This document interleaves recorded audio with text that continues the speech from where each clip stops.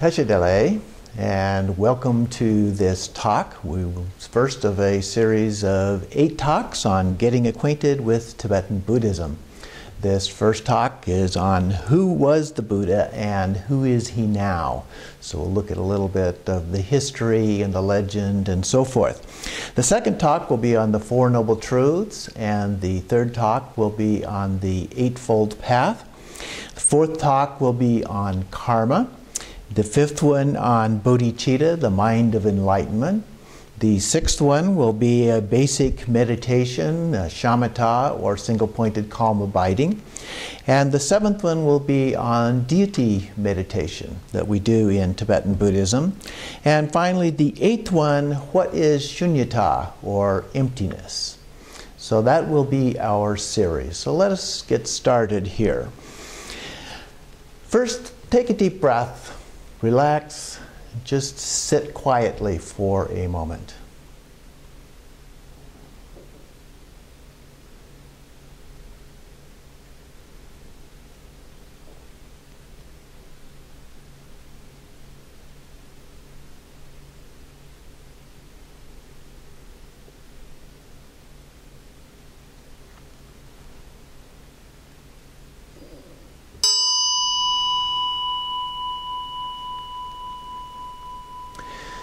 So who was the historical Buddha? Well, the reality is we don't really know very much about the historical Buddha. At the time in history, there wasn't too much concern about history itself. In fact, story was much more important than history. There was very little concern over that. After the death of a founder of a religion, for example, they would recall the deeds and the sayings of that individual. The great figures were often assigned to distant antiquity to enhance their status. Stories were embellished and augmented in order to, they would do that through intertwining the lives of the founders with those of other important figures in history. They would have meetings with other luminaries of the past and so forth. For example, there's some variation in the history of the Buddha. According to the path of individual liberation, he is seen as a human teacher who lived just like us with limitations and abilities and a normal death. On the other hand, in the path of the Bodhisattva, we see him as a transcendent cosmic figure who appeared among humans and surpassed even the great gods in terms of his deeds, his wisdom and power and so forth, and didn't really die, but just appeared to die in order to help those who need help. And there are countless variations and stories as a part of that. So the founders were typically remembered in terms of how they personify the core myths and symbols of that particular tradition. So symbolism and meaning support the group's assumptions, their doctrines, and their practices as a part of that. And they reflect the shared paradigms, in this case of India, or later on in Tibet with Tibetan Buddhism and the culture. Now, India in the 5th century BCE, where that region, India as a country, didn't exist at that time, although the dates vary slightly in terms of the time of the Buddha, the exact dates. But at that time, that region was a bit larger when we refer to India than it is now. It included Pakistan, for example, and Nepal, and some of those small countries in that area. It consisted primarily of small principalities, and there was a real difference between the rich and the poor. There was at that time, however, an increasing merchant class. There was more trade going on, and so there were more people, kind of a middle class beginning to form at that time. In terms of religion, the Vedas were very important, as were the yogis or shamanans were a very important part of the tradition. But there were a number of different individual systems of belief at that time. And the Vedas were probably the most dominant, particularly on the west side of the country, and the Shramanans, particularly, yogis, particularly on the east side of the country. The spiritual life usually was something that people took on later in life after they had raised a family and had a job and so forth. But in the Vedic tradition, of course, the Brahmins as a class were the ones that carried out the religious traditions for everybody else. The little bit that we do know, the few facts that we do, if you will, about the Buddha, the historical Buddha, and his spiritual path include these few things. First, Siddhartha Gautama was born in the foothills of southern Nepal.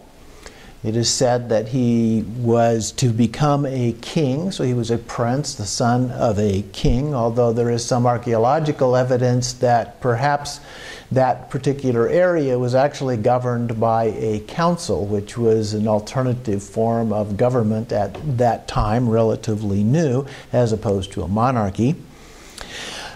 The Kshatriya family of the Shakya clan was his particular clan, and he was known as Shakyamuni Buddha, or Shakyamuni, the sage of the Shakyas. At age 29 or thereabout, he began to take an interest in a spiritual life, and he managed to escape from the compound where he was held, and he witnessed old age, sickness, and death, as well as a world-renouncing ascetic. We'll come back and talk more about that in just a bit.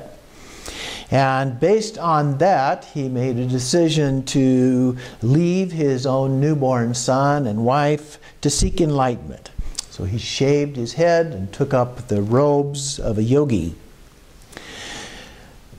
Now, I'm going to go ahead, and those are the basic facts of what we know about him, but I want to talk a little bit about how he went about the process of becoming the Buddha.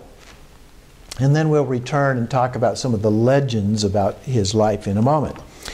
But first, learning the phases of yogic practices was the process of attaining enlightenment at that time. And there were some preparation things that had to be done. For example, ethics was very important. Those included things like not killing, not lying, not stealing, not drinking alcohol or taking other drugs, or engaging in sex, that is, being celibate at that time. Now, in addition to that, they learned the practice of motionlessness, that is, stillness of body, speech, and mind was also a preparatory phase, and breath control, being able to breathe in and hold your breath for long periods of time before breathing out. So those were all things that one did as a preparatory practice for engaging in various forms of meditation. The first phases of meditation then were called jhanas, or concentrations, and these included a sense of calm happiness, but you were still thinking. As you grew, you developed concentration and a withdrawal of the senses, going inside. And then there was a phase of concentration in the ground of being, and then stopping thinking and becoming one with whatever the object of focus was. In the next phase or series, they were called ayatanas. There was a sense of infinity or vastness, openness, and so forth. This was followed by pure consciousness or awareness of awareness. And then there was a sense of nothingness or emptiness. And finally, one attained what they referred to as neither perception nor non-perception. So one would progress through these phases as a part of the practice and mastered these highest levels. But the Buddha was dissatisfied, or Shakyamuni, before he became Buddha, Siddhartha at this point, was dissatisfied with the results because they didn't persist after the meditation. That is, when he got up off of the cushion, these things did not stick with him. And so he went from that to a period of asceticism and practiced with 5 companions, this extreme form of asceticism, which we'll talk more about here in a bit.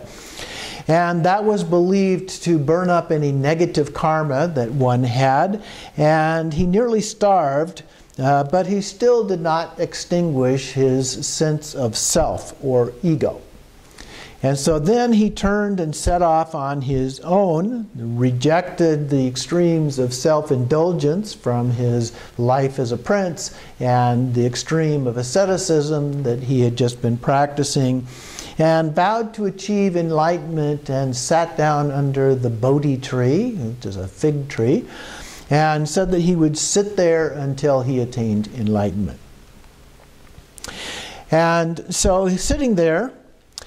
He recalled a moment of spontaneous compassion from his childhood, watching them plow the fields to prepare for the planting festival he was attending with his father, family, and the worms were being cut up, and if you've ever seen them being dug up in the ground, how they get sometimes cut and they squirm and writhe in the suffering that is caused from that action. And he felt spontaneously compassionate for those and other insects and so forth that he witnessed. And he also had this experience of effortless, pure joy or bliss as a part of sitting in the early time in his youth. And so he was aware of those and began to wonder how could he recreate those experiences that he had had. And he recalled that it required both privacy and silence, a period of silence, and it naturally resulted in the abandonment of egotism, giving up of a sense of ego or self-interest. But abandoning negative actions was not enough. One also had to cultivate positive actions as a part of that, what he called skillful means, until these things become habitual in how we behave. Thus we're using a natural human nature, a middle way between self-indulgence and asceticism to accomplish or master this sense of enlightenment. So we then also use, and he said we need to be very mindful in order to do this, about our behavior. So we scrutinize our behavior through this mindfulness practice every moment of our day, what we think, we say, what we do. So we pay attention to that all the time. How are we doing this? And is it helpful to us in terms of our practice? In fact, his ethics were described in terms not of right or wrong per se, but whether they are helpful in terms of the practice. So as an example, sex by itself is not right or wrong, but he found that sex is not helpful in terms of his practice. The sexual yogas came along a little bit later. Everything is also impermanent. Another of his founding principles. Nothing lasts, both good and bad are transitory. And dukkha, suffering. All life has this characteristic of suffering. Not just our major traumas, pain and mental anguish, those sorts of things, but also daily disappointments that we experience, or frustrations, or failures, and especially desire and craving that comes from our ego. So those are very important. The basic idea of suffering, which we'll talk more about in the next talk. So we apply these yogas to cultivate this positive action and helpful states. And this develops in us a state of deep, calm abiding, inner peace in the midst of that suffering. It's not that the suffering necessarily goes away per se. If you hit your thumb with a hammer, it's still going to hurt. But we have this, as a part of this, we develop this deep inner peace where we're not affected in the same way, and along with that, a spontaneous loving kindness and compassion for all. So this takes time. This isn't something that happens instantly. To change our habits of how we look at things, understand things, and behave takes a period of time. And he himself took a period of about 7 years to do this. So we need to practice patience in the process of doing this. Well, Buddha, the word Buddha itself means awakened one who is awake. And he awakened from the sleep of ignorance, the understanding of the true nature of things. And this is the root of all of this suffering that we experience in life. And we can transcend then these mundane limitations that we have as a part of this. He then entered a state of perfect bliss and freedom from suffering called Nirvana, and moved by the compassion to remain in the world to help others become Buddhas. Now, as a part of the stories of the Buddha, we have a series of stories called the Jataka Tales. These are tales about the lives of the Buddha before he became a Buddha, or the historic form of Buddha. And these are told very much like what we would probably refer to in the West as morality tales that were common in particularly Europe in the so-called Dark Ages and so forth. These deal with things like altruism and ethics, patience, generosity, compassion, and so forth. And they exhibit very extreme forms of tests that the Buddha was put through, and out of that comes this example, this extraordinary model of ideal behavior. And so that is the purpose. So I'll give you a couple of short examples of these. In one case, it's a story of an ascetic teacher of patience. And so this is about the commitment to unshakable patience. So he was in the story meditating out in the forest, and there was a king with many mistresses that were cavorting about until he was drunk and fell asleep. The lustful concubines sought after some other source of sensuous pleasures and were looking about and discovered the Buddha, found him sitting there. And they were impressed by his demeanor. With reverence, they then requested some teachings.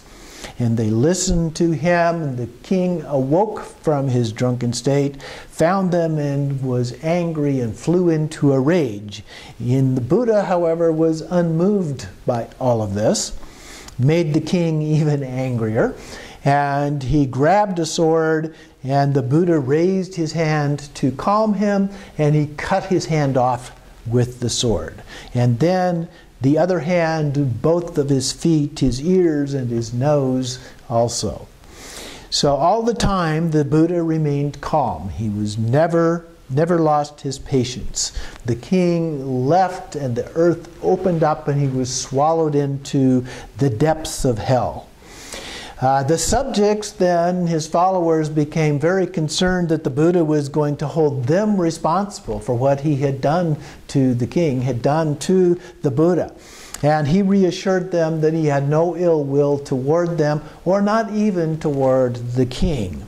And then he taught them the value of patience. So this is an example of one of these Jataka tales.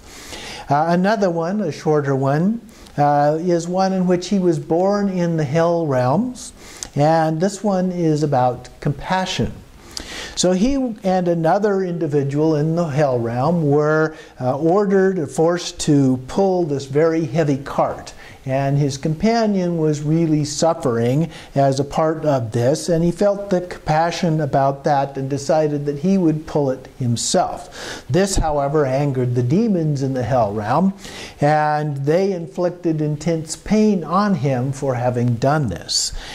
Nevertheless, he persevered and acted as a model of patience and true compassion for others. So these are the kinds of things we see in these Jataka tales. Another of the major legends, however, about the Buddha, often treated as historical, are the 12 great deeds of the Buddha. So I want to go through these fairly quickly to give you an idea of the kind of stories that are dominant in terms of the Buddha and how he is perceived. So 12 great deeds, or 12 great actions that happened in steps in the life of the Buddha. The first one is the existence in Toschida heaven. Toschida heaven is a place where would-be Buddhas go to finalize their final preparation to appear as a Buddha, the final training ground of a Buddha to be, so to speak. It has optimal conditions for finalizing one's enlightenment. And then one can, when one can attain it, you can choose, when one attains it, you can choose your own birth, your ideal parents, time and place, and so forth. And so he chose to be born to the king Suddhodana and his wife Mayadevi, and they had exceptional moral qualities. The second one is the descent from Toschida heaven, so he then descended from that. And the third one is entering the womb of his mother. His mother had a dream of a white elephant entering her womb, and she knew from that dream that she was pregnant. They then, because of the symbolism, invited 7 astrologers to interpret that dream, and they said that he would be a mighty ruler if he was prevented from 4 sights. These 4 sights were those I mentioned before: the sick person, an old person, a corpse, and a world-renouncing ascetic. And otherwise he would wander and become a Buddha, wander around as a monk and become a Buddha. Well, his father wasn't too keen on him becoming a Buddha. He wanted him to grow up and become his successor as king of this small realm. So the fourth one is his birth as a prince. His mother had a 10-month pregnancy with many auspicious signs and absolutely no discomfort. She gave birth to him standing up, and he emerged from her right side without ever touching her womb. He took then 7 steps in each of the cardinal directions, and a lotus formed in each place where he stepped in those 7 places. Never mind that lotuses grow in water just like water lilies do. He declared that this is my final birth. And gods proclaimed praises, the earth rumbled, light radiated in all directions, there was celestial music heard all over the earth. He was named Siddhartha, he who accomplishes all goals. After 7 days, his mother died. This is one of the things that, according to legend, all mothers of Buddhas do. Fairly common that mothers did die in childbirth in those days as well.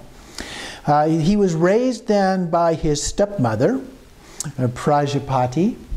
And so number 5, step 5 in his life process then, is developing proficiency in the worldly arts. These worldly arts include things like archery, horseback riding, wrestling, and other martial arts kinds of things. He was renowned for his strength, his physical beauty, and grace.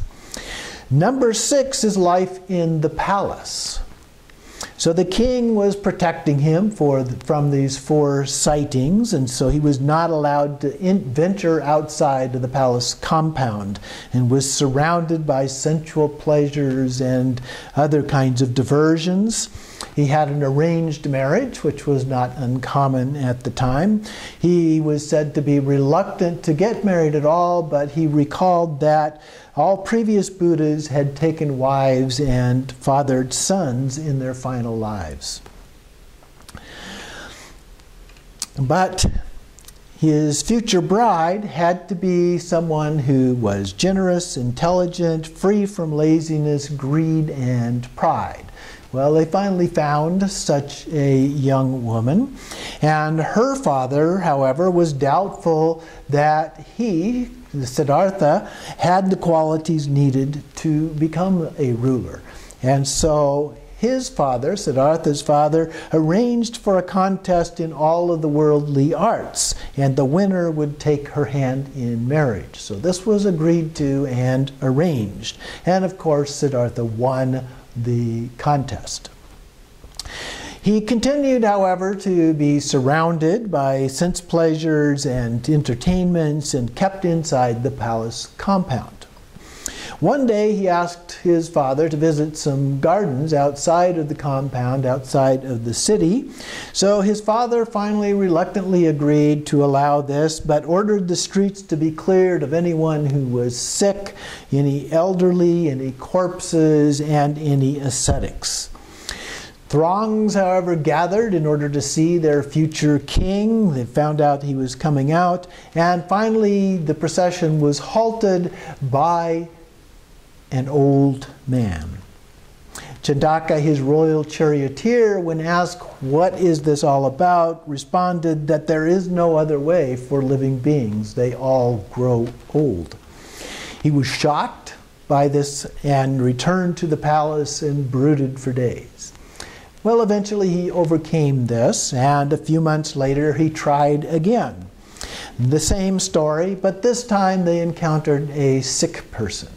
So he goes back to the palace once again, tries a third time later on, this time encounters a funeral procession with wailing, lamenting, and so forth, and again he returns to the palace.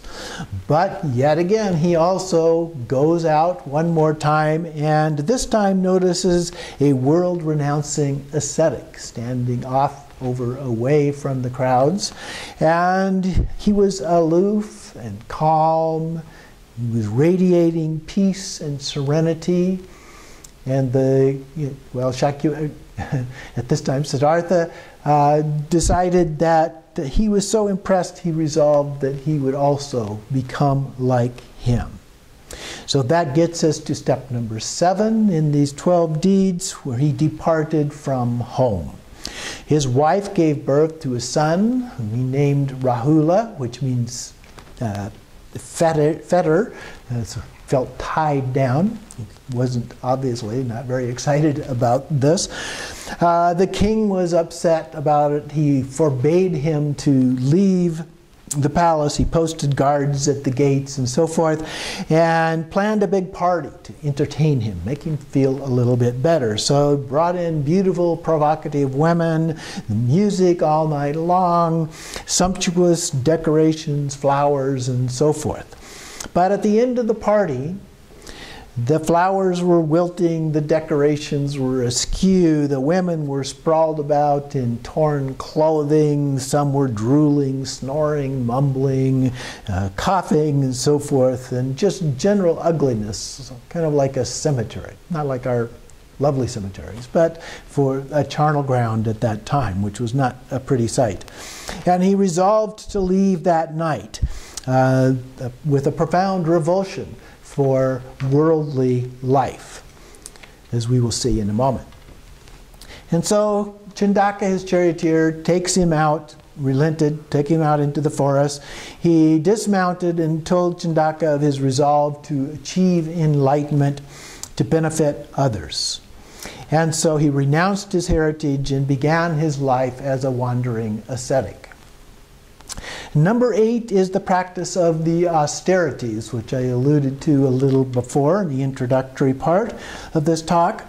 And so first he sought out to follow a particular teacher, Aranda Kalama, a famous meditation teacher of the time, and he taught him the culmination in indescribably blissful state of consciousness.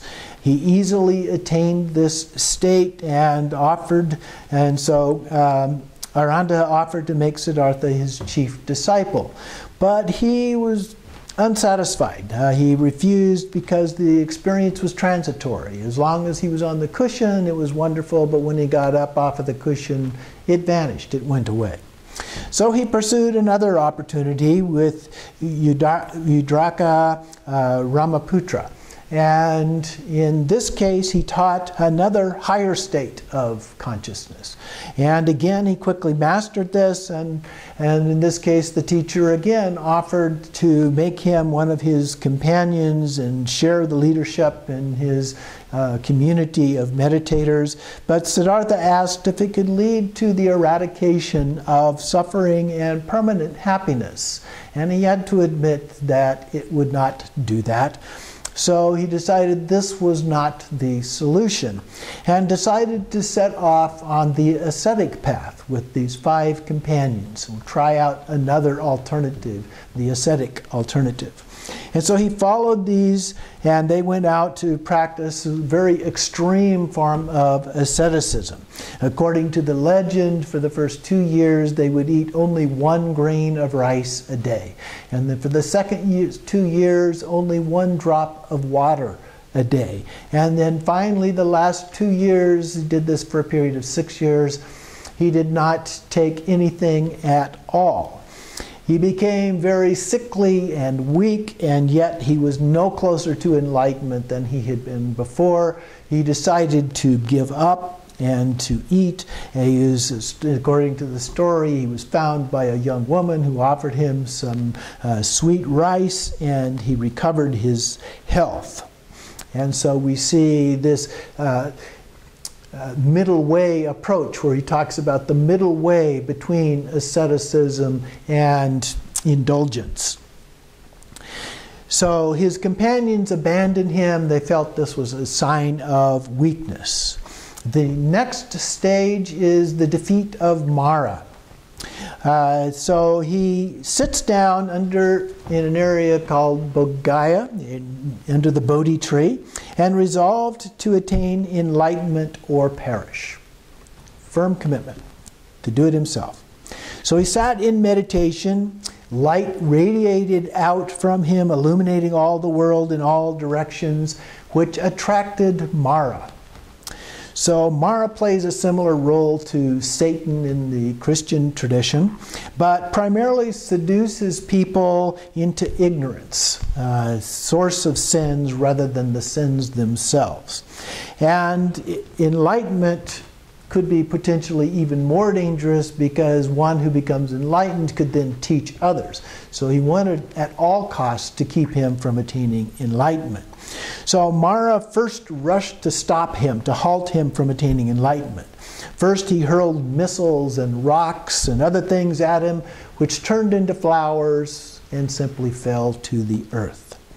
So then he ordered his daughters, who were far more beautiful than any women of the human form, and sent them to seduce him. And they turned into hideous hags, which frightened them, and they were very upset, so he turned them back into their other form out of compassion. But they were unsuccessful. And so finally Mara decided he would rally this vast army, and he would attack him with this demon army, and was preparing for an all-out assault on Siddhartha, when Siddhartha showed him the vision of the outcome of this effort. He would be routed, and everything, his army would be in disarray. He would be humbled, and not only that, he showed him what he would look like in old age and death. This terrified Mara, who fled. So the next step is his actual enlightenment. Number 10, Siddhartha returned to his single-pointed meditation, and he achieved 4 concentrations of mundane attainments and pressed on. As a result, he realized all things are bound together by causal connections, by interdependence, another of his key findings, or dependent arising, as is often referred to. All beings under the influence of karma, the cause and effect. And he also developed powers of miraculous manifestations, clairaudience, that is hearing, and clairvoyance, seeing. And next he acquired 3 knowledges: the knowledge of all previous births, the knowledge of how things transmigrate with their karma, the reincarnation, and the Four Noble Truths, his first teaching and the subject of our next talk. And then he understood the causes of suffering and how they could be eliminated. And at dawn, he perfected awareness and became a Buddha. He eliminated even the subtlest traces of ignorance, became omniscient and spontaneously compassionate. Note here that he did not become omnipotent, all-powerful. So he could not turn other people into Buddhas himself. That's up to us. So step number 11 then is the teachings, turning the wheel of Dharma, as we call it. He remained in transcendent meditation for a period of several weeks after his initial enlightenment. Mara returned and praised his accomplishments, his attainments, as beyond the comprehension of humans or gods. Remember, he doesn't want him to teach. So he's trying to convince him, this is really great, but don't teach it, they'll never understand. And so he tried to do that. However, the Buddha recalled his former commitment to help benefit others and was moved by compassion, and he decided that he would share. And Brahma came and appeared and begged him to teach others, so he decided that at least some exceptional individuals would be able to learn what he had and develop realization or enlightenment. So first he went to his 5 former companions, decided to share with them in Deer Park near Sarnath, or modern Varanasi. And they saw him coming and resolved not to talk to him. And he had gone away from the ascetic path, and so they were going to avoid him. But as he approached, they recognized this change in his demeanor and his radiance of wisdom and serenity. They were so overwhelmed that they asked him to teach them. And so he gave his first teaching of the Four Noble Truths to them, and they all became arhats, realized ones, someone who will attain final enlightenment at the end of this life. And this was the beginning of a Sangha, a group of practitioners. And so today, if you are to form a Sangha, it is said that you have to have at least 5 members of that group to form a Sangha. Well, after the rainy season in India, he began to teach anyone who asked.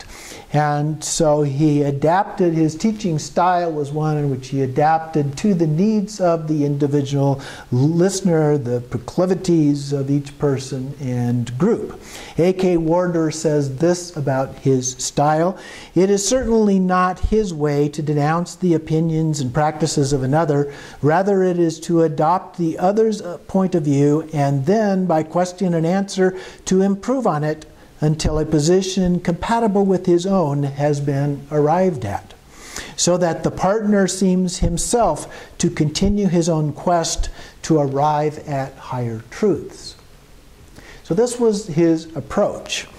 But it's important to note that this also created a problem, because there are this array of doctrines which appear to, in some cases, conflict with one another because of the way he was addressing these individuals and their particular needs. And so when he was asked about this near the end of his life, well, how do we know what is an authentic teaching versus something that's non-authentic? He said that anything that leads to virtuous actions and decreases suffering and that accords with reality may be adopted and practiced no matter who taught it. Okay, so that was his definition of the Dharma. So he continued then to travel around, give teachings in India, and his fame grew, and many people were attracted to his teachings, his followers. Thousands became monks, and more became lay practitioners, like most of us, and decided to return eventually to his homeland, to see his family. His father learned that he was coming and sent messengers to ask him to return to his royal heritage.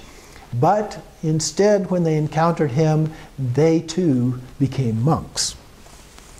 Then finally, when he saw his son, he too became a monk and renounced the throne.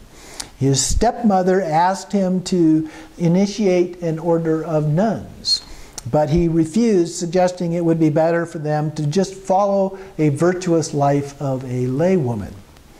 Well, she was persistent and came back again. He refused again. Then she had asked his assistant, Ananda, if he would appeal to the Buddha. And so he requested on her behalf, but he refused yet again. So Ananda asked if women were not capable of attaining enlightenment, and he said they were, but this would shorten the duration of the Dharma in the world due to the interpersonal and sexual relations tempting those of weak resolve. One of the strongest of the attachments that we have in the human realm is for the desire of sexual intercourse. And so he was very concerned about this being problematic for a group of nuns and monks to be in the neighborhood of each other that way. But finally he did relent and ordained women as nuns, although they tried for the most part to keep them somewhat separate, particularly later on. We are in the process now of helping overcome that. Finally, the 12th step in these deeds is the final nirvana. So Buddha continued to travel and teach until age of about 80, and near the end of his life he became seriously ill. Ananda requested that he leave then some final instructions, and so he recovered from his illness and said, "I have taught the doctrine without excluding anything. Therefore, you should live with yourselves as islands, with yourselves as refuges, with no one else as a refuge. With the doctrine as an island, with the doctrine as a refuge, with no one else as a refuge." And this is similar to our teaching on Buddha nature, the nature of Buddha that we all have innately. He declared that he would then enter final nirvana in a period of 3 months. His final teaching, he said, "Monks, all compounded things are subject to decay and disintegration. Work out your own salvation with diligence." So the Buddha entered into progressively higher meditative states until he completely transcended all worldly things and attained what we call final nirvana or paranirvana.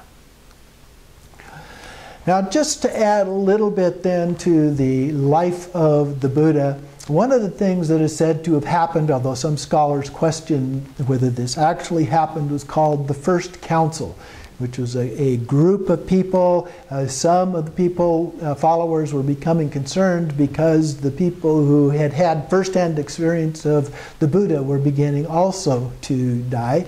And so they decided that they needed to try and collect together a canon, if you will, of the teachings of the Buddha.